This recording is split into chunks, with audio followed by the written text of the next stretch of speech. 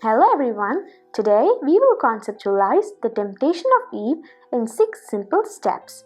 The first step being maximizing the restrictions. Yes, so we all know the incident of Eve's temptation. We can find this incident in the Bible in Genesis chapter 3 verse 1 to 6, where Satan comes in the form of a serpent and starts the conversation to Eve, starting like, "Did God really say you must not eat from any tree in the garden?" Then Eve replies, "No, he said that we could have any fruit from any tree except for the one in the middle of the garden, for if we touch it, we'll die." And the serpent said, "You will not really die, for God knows when you eat it, your eyes will be opened and you will be like God, knowing good and evil." Now let's go back a little bit. He stresses the question, did God really tell you not to eat from that tree in the garden?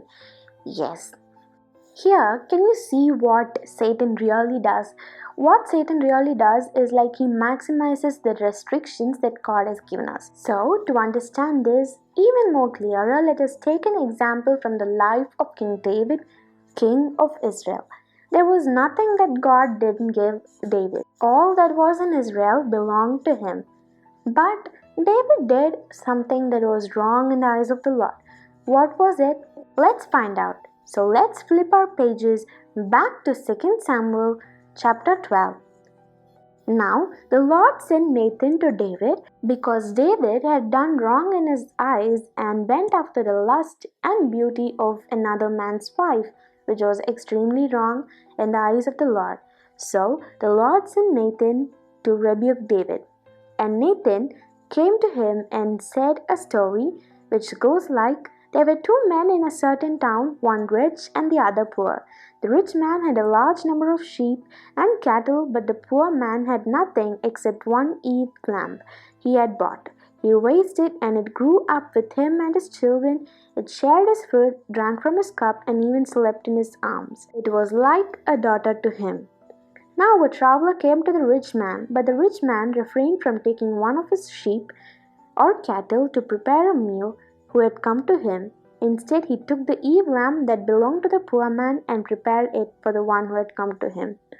Now, at this stage, David burned with anger against the man and said to Nathan, "As surely as the Lord lives, the man who did this deserves to die. He must pay for that lamb 4 times over because he did such a thing and had no pity." Now, going back over to the temptation of Eve, let us compare the temptation of Eve and the story of David.